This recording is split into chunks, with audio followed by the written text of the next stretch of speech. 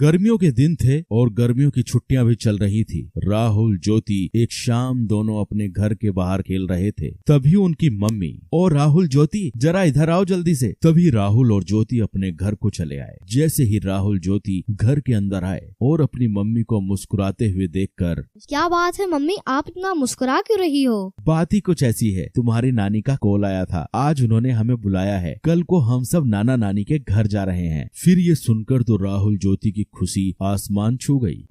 चलो पैकिंग शुरू कर देते हैं, नाना नानी के गांव चलते हैं और एंजॉय करते हैं।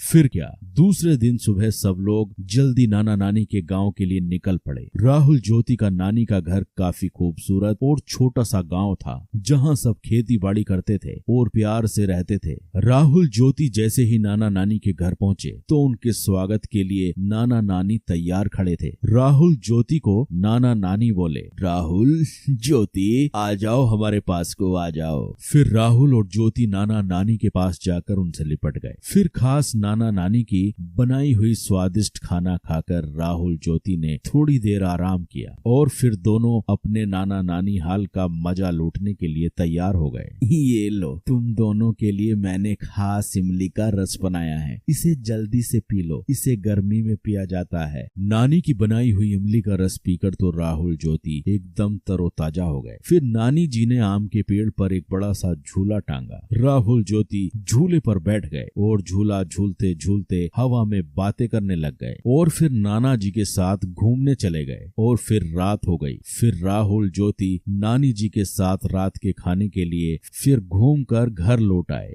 नानी जी, मैं आपके हाथों से खाऊंगा। नानी मुझे भी खिलाओ ना। ये सुनकर नानी जी हंसने लगी। ठीक है, मैं तुम दोनों को अपने हाथों से खिलाती हूँ। फिर क्या, राहुल ज्योति ने नानी के हाथ से पेट भरकर खाना खाया और खाना खाने के बाद सब लोग सोने की तैयारी करने लगे और फिर राहुल ज्योति को गर्मी महसूस होने लगी। नानी जी, घर के अंदर कितनी गर्मी महसूस हो रही है, पंखा भी गर्म हवा फेंक रहा है, आपके घर में एसी भी नहीं है। हमें तो एसी की आदत है, अब तो हमें रात भर नींद नहीं आएगी। यह सुनकर नाना नानी के साथ सब लोग हंसने लगे। यह देखकर राहुल और ज्योति ज्यादा कंफ्यूज हो गए।